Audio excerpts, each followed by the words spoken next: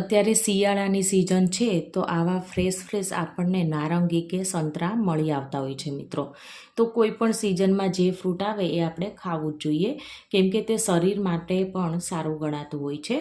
તો જ્યારે આવા સંતરાનું જ્યુસ કાઢવાની વાત આવે ને, તો મિક્સર કે પછી બ્લેન્ડર કે અન્ય કોઈ ઇલેક્ટ્રિક સાધનોનો આપણે ઉપયોગ કરીને તેમાંથી જ્યુસ કાઢતા હોય છે. તો તેની છાલ ઉતારવી, તેના બિયા અલગ કરવા, તેના રેસા અલગ કરવા, તો આ બધી વાતો વિચારીને જ આપણે છે ને કંટાળો આવી જતો હોય છે મિત્રો. તો આપણે ઘણીવાર આ જ્યુસ કાઢવાનું માંડી જ વાળતા હોઈએ છીએ. તો આજે આપણે તેની છાલ કાઢ્યા વગર અને કોઈ પણ મિક્સર, બ્લેન્ડર કે કોઈ પણ ઇલેક્ટ્રિક સાધનનો ઉપયોગ કર્યા વગર આપણે સંતરા કે મોસંબી હોય તો એનો આપણે જ્યુસ કાઢીશું મિત્રો. તો ચાલો જોઈ લઈએ. તો ફ્રેન્ડ્સ, અહીંયા જુઓ, આ રીતના સંતરા આપણે અત્યારે માર્કેટમાં આસાનીથી અવેલેબલ હોય છે.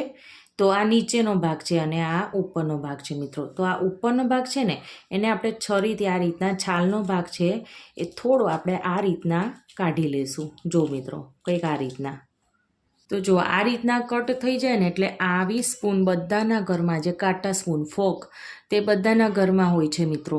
તો એને જો આ રીતના આપણે પ્રેસ કરીને તેમાં કરશું. તો જો આ રીતના આપણે પ્રેસ કરીને કરશું ને, જો, તો એમાંથી રસ છે ને એ બધો જ સારી રીતે નીકળી જશે. જો મિત્રો, તમે અહીં જોઈ શકો છો. તો આમાં તમારે કોઈ પણ બિયા કે છાલ કાઢવાની ઝંઝટ નહીં કરવી પડે અને રેસા પણ તમારે અલગ નહીં કરવા પડે. તો પણ એકદમ સરસ એવો રસ છે એ બધો જ નીકળીને બહાર આવી જશે. જો મિત્રો, તો એકદમ આસાનીથી આ કામ થઈ જાય છે અને વળી આમાં ટાઈમ પણ નથી લાગતો મિત્રો. જુઓ અહીંયા. તો આ એકદમ આસાન રીત છે કે જેમાં તમને બ્લેન્ડર કે મિક્સરની પણ જરૂર નહીં પડે અને તો પણ એકદમ આસાનીથી રસ છે એ નીકળી જશે. જો આમ બધી સાઈડ આ રીતના કરી લેવાનું મિત્રો. તમે અહીંયા જોઈ રહ્યા છો. જો આટલું થઈ જાય ને એટલે બધો રસ છે, જો આ રીતના પ્રેસ કરશો એટલે બધો રસ છે એ બહાર આવી જશે મિત્રો. તમે અહીંયા જોઈ શકો છો. તો જો આ રીતના ખાલી અહીંયા જો આ કૂચા જ વધ્યા છે. જુઓ મિત્રો, તમે અહીં જોઈ શકો છો. આમાં બિલકુલ હવે રસનો ભાગ નથી રહ્યો. જુઓ, તમને ખોલીને પણ દેખાડી દો. જુઓ મિત્રો.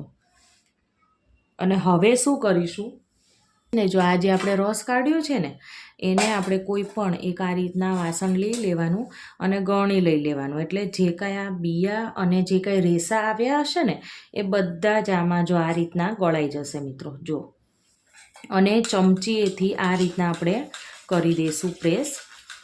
એટલે આસાનીથી રસ છે એ આ રીતના ગવણીમાં પણ નહીં રહે અને સરસ એવું નીચે બધું નીતરી જશે. જુઓ મિત્રો, જો આમાં થોડો કંઈ ભાગ રસનો રહી ગયો હશે ને તો એ બધો જ આ રીતના ચમચીથી કરવાથી બધો જ આ નીકળી જશે.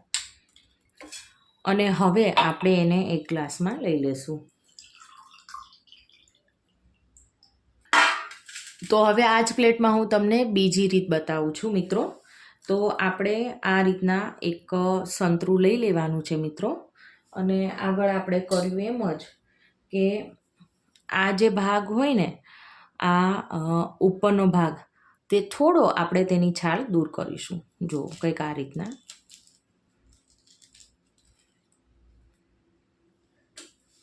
આમાંથી રસ કાઢવા માટે બીજી મારી રીત એ હતી મિત્રો કે જો આ રીતના બધાના ઘરમાં આ રીતના નાઈફ હોય છે જે છાલ ઉતારવા માટે વપરાય છે. તો એનાથી આપણે જો આ રીતના કરીશું મિત્રો. જો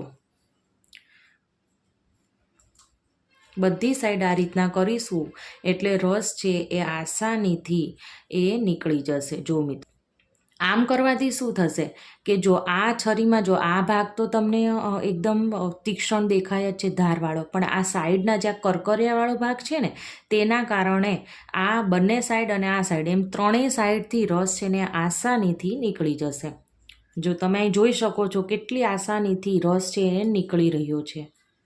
તો આ ટ્રીકમાંય તમને કોઈ ઇલેક્ટ્રિક સાધનની જરૂર નહીં પડે મિત્રો. કોઈ પણ છાલ ઉતારવાની કે પછી બિયા કાઢવાની જરૂર નહીં પડે અને તો પણ આપણો રસ છે એકદમ સરસ એવો નીકળી જશે. અને આમાં પણ બિલકુલ ટાઈમ લાગતો નથી. તો થોડીક મિનિટોમાં જ આ જો રસ છે ને એ નીકળી જાય છે મિત્રો. જો આ રીતના પછી આપણે પ્રેસ કરી દેવાનું અને એકદમ આસાનીથી બધો જ રસ છે એ આમાંથી પણ નીકળી જશે. અને આમાંથી જો તમને હું દેખાડું તો હવે જો ખાલી આ કૂચાનો ભાગ જ વધ્યો, જો આ રેસા વધ્યા છે મિત્રો, બધો રસ છે આમાં આપણે નીકાળી દીધો છે. જો મિત્રો, હવે આને પણ આ બાઉલમાં આપણે લઈ લેશું.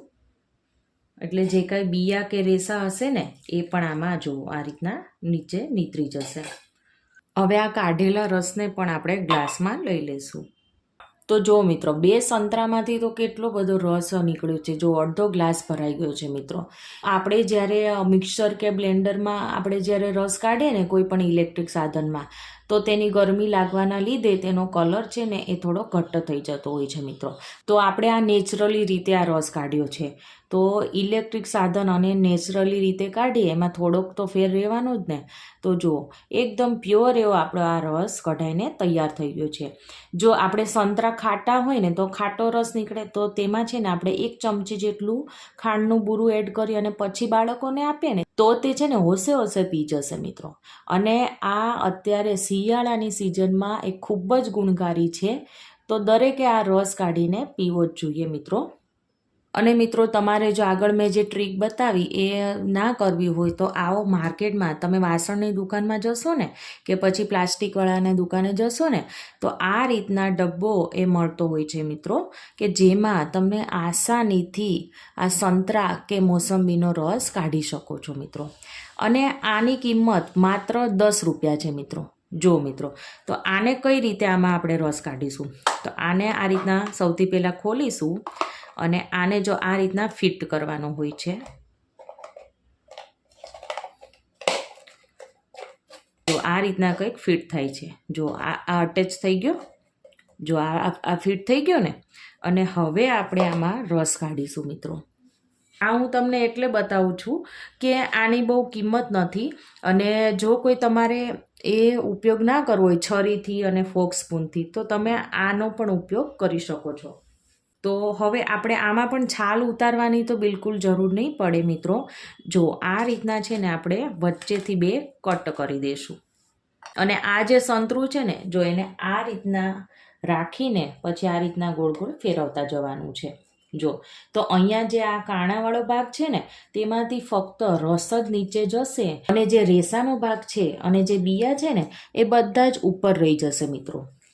તો આ એક યુનિક અને ઉપયોગી ડબ્બો કહી શકાય કે જેનાથી તમે છે ને એકદમ આસાનીથી રસ કાઢી શકો છો.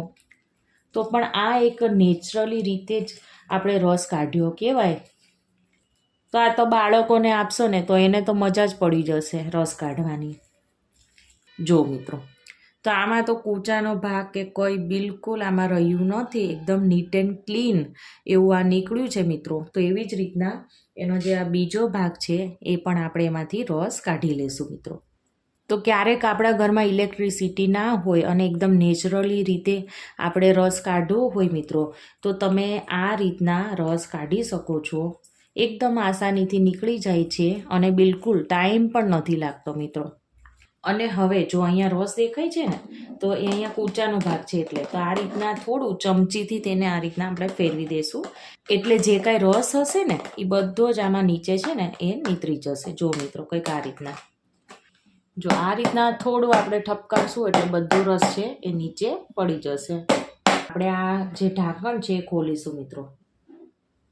તો જુઓ મિત્રો, એકદમ પ્યોર નેચરલી રીતે આપણો આ રસ છે એ એકદમ સરસ રીતે એ નીતરી ગયો છે.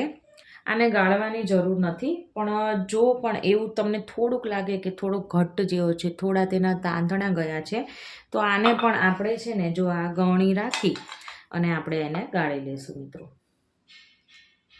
તો મિત્રો, અહીંયા જુઓ 3 સંતરામાંથી કેટલો બધો રસ આપણે નીકળ્યો છે મિત્રો. તો ઘરે તમે આ નેચરલી રીતે કોઈ પણ બ્લેન્ડર કે કોઈ પણ આપણે આ છાલ ઉતારવી કે તેના બિયા કાઢવાની ઝંઝટ વગર આપણે ઘરે એકદમ સરસ એવો પ્યોર આ રસ બનીને તૈયાર થઈ ગયો છે ફ્રેન્ડ્સ. તો તમને આ 3 ટ્રીક મેં બતાવી એમાંથી તમને કઈ વધુ સરળ લાગી કે કઈ વધુ ગમી એ મને કમેન્ટ કરીને જરૂરથી કહેજો. અને મિત્રો, આજની મારી આ રીતો ગમી હોય તો મારી ચેનલને સબસ્ક્રાઈબ, લાઈક અને શેર કરવાનું ના ભૂલતા, કે જેથી કરીને આવા ઉપયોગી વિડીયો હોય ને એ તમારી સાથે હું શેર કરું મિત્રો. Thank you for watching.